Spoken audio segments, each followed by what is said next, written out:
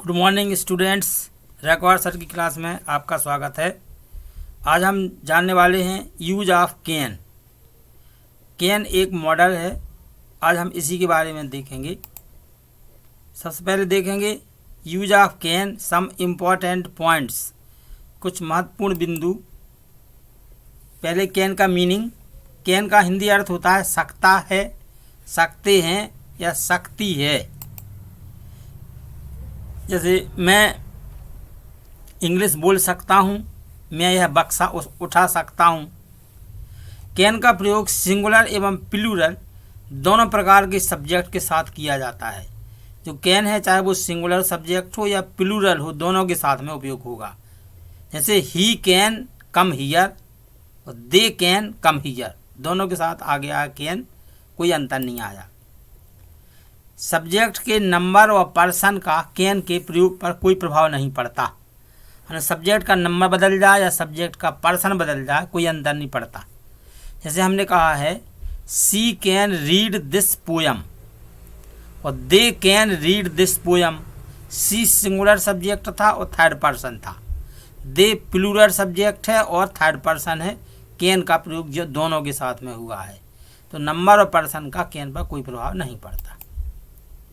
Can का प्रयोग present tense में किया जाता है। कैन जो है प्रेजेंट टेंस है, क्योंकि इसका पास्ट टेंस होता है कुड, तो कैन का प्रयोग प्रेजेंट टेंस में करते हैं। I can do this work, मैं यह काम कर सकता हूँ। He can do this work, वह यह काम कर सकता है। यहाँ देखो आई के साथ भी कैन का प्रयोग हुआ है और ही के साथ भी कैन का प्रयोग किया गया है। You can do this work, यहाँ आई सिंगुलर सब्जेक्ट है और फर्स्ट पर्सन है। ही सिंगुलर सब्जेक्ट है, थर्ड पर्सन है।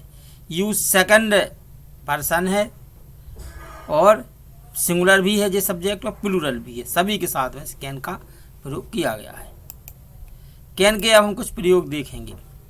पहला है to express ability, capacity and power in present tense. यदि हमें प्रेजेंट टेंस में योग्यता या कैपेसिटी यानी क्षमता या पावर को बताना है, तो हम कैन का प्रयोग करेंगे। आई कैन स्पीक संस्कृत, मैं संस्कृत बोल सकता हूँ, जो हमारी एबिलिटी बताता है। He can bend this rod, वह इस रॉड को मोड़ सकता है, यह हमारी कैपेसिटी बताता है। ही कैन स्पीक 2 लैंग्वेजेस, वह 2 भाषाएं बोल सकता है, यह हमारी एबिलिटी बताता है। Can you climb mount Abu, क्या आप माउंट आबू पहाड़ पर चढ़ सकते हो, ये हमारी कैपेसिटी या पावर को बताता है। तो यहाँ हमने क्या देखा है कि यदि हमें कैन को से यदि हमें अपनी एबिलिटी बताना है या कैपेसिटी या पावर, तो हम कैन का प्रयोग करेंगे। He can defeat his opponent, वह अपने विरोधी को हरा सकता है। तो जी कैपेसिटी, एबिलिटी और पावर के रूप में हमने कैन का प्रयोग देखा है। सेकंड यूज है टू एक्सप्रेस परमिशन इनफॉर्मल। देखो परमिशन माने अनुमति। अनुमति कैन से दी भी जाती है और कैन से अनुमति ली जाती है, परंतु जो ढंग होता है वो इनफॉर्मल होता है, अनौपचारिक। अगर हमें अनुमति देना है या लेना है तो वो फॉर्मल होती है, वो मे द्वारा दर्शाई जाती है। तो मे जो है वो मर्यादा बनाए रखता है और कैन में मर्यादा का कोई ज़्यादा प्रश्न नहीं होता, इनफॉर्मल परमिशन होती है। इसका हम ध्यान रखेंगे जब प्रयोग करेंगे।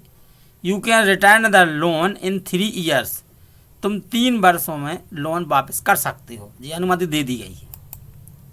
सी can take a day off, वह 1 दिन की छुट्टी ले सकती है। Can I see your diary, क्या मैं आपकी डायरी देख सकता हूँ, आज्ञा ली गई है इसमें। You can buy books from this shop, तुम इस दुकान से किताबें खरीद सकते हो। Can I take your pen, क्या मैं तुम्हारा पेन ले सकता हूँ। स्टॉप, रुको। यू कांट डू दैट, तुम वह नहीं कर सकते। चीज सेंटेंस है जिसमें परमिशन बताई गई है, या तो ली गई है या दी गई है, परंतु जो परमिशन इनफॉर्मल होगी। फॉर्मल परमिशन के लिए मे का प्रयोग किया जाएगा। इनफॉर्मल परमिशन का मतलब है जहाँ पर मर्यादा नहीं रहती है। जैसे सर और टीचर के बीच की जब बात होगी तो मे का प्रयोग होगा। वहाँ पर किसी अधिकारी और उससे नीचे के अधिकारी के बीच बात होगी तो वहाँ पर भी मे का प्रयोग होगा। थर्ड यूज है मे का, और वो कैन का, टू एक्सप्रेस पॉसिबिलिटी, संभावना भी बताता है मे, संभावना बताने की। लेकिन जो संभावना है थ्योरेटिकल पॉसिबिलिटी होती है, सिद्धांत पॉसिबिलिटी, सिद्धांत के अनुसार। कैसे? एनीवन कैन मेक मिस्टेक्स, कोई भी व्यक्ति गलती कर सकता है, गलती करना सभी का स्वभाव, तो कोई भी गलती कर सकता है, सिद्धांत था जी। Any good result can come out, कोई भी अच्छा परिणाम आ सकता है। इट कांट बी ट्रू, यह सही नहीं हो सकता है। Accidents can happen at any time, दुर्घटना किसी भी समय हो सकती है, ये संभावनाएं हैं, थ्योरेटिकल हैं, सैद्धांतिक। इलेक्ट्रिसिटी कैन बी डेंजरस, बिजली खतरनाक हो सकती है। Can be meet again tomorrow, क्या हम कल फिर से मिल सकते हैं। तो ये सभी पॉसिबिलिटी थी, संभावनाएं थी, जिनको हमने कैन के द्वारा दर्शाया है। तो हम ध्यान रखेंगे कैन क्या करता है। कैन आपको एबिलिटी कैपेसिटी बताता है। कैन से अभी क्या पढ़ा था अपन ने, कैन से परमिशन पढ़ी थी, और कैन से ये पॉसिबिलिटी है। नेक्स्ट रूल देखेंगे कैन का, टू एक्सप्रेस प्रोहिबिशन। प्रोहिबिशन का मतलब होता है मनाही। मनाही की यदि मनाही बताना है, किसी चीज़ को कोई काम नहीं करने देना या निषिद्ध है, उसको बताने के लिए हम कैन का प्रयोग कर सकते हैं। No one can sit on this chair, कोई भी व्यक्ति इस कुर्सी पर नहीं बैठ सकता। You can't travel in first class, तुम प्रथम श्रेणी में यात्रा नहीं कर सकते, क्योंकि टिकट नहीं होगी। You can't travel in first class, तुम प्रथम श्रेणी में यात्रा नहीं कर सकते। यू कांट मीट हर, तुम उससे नहीं मिल सकते, ये मनाही के लिए है। You can't enter the premises, तुम इस प्रेमाइसेस में प्रवेश नहीं कर सकते। They can't take anything from here, वे यहाँ से कुछ नहीं ले सकते हैं। My sister can't use my mobile, मेरी बहन मेरी मोबाइल का उपयोग नहीं कर सकती है। तो जब कभी हमें प्रोहिबिशन बताना हो तब हम कैन का प्रयोग कर सकते हैं। नेक्स्ट यूज है can is used to express the negative answer of request orders and permission asked by me.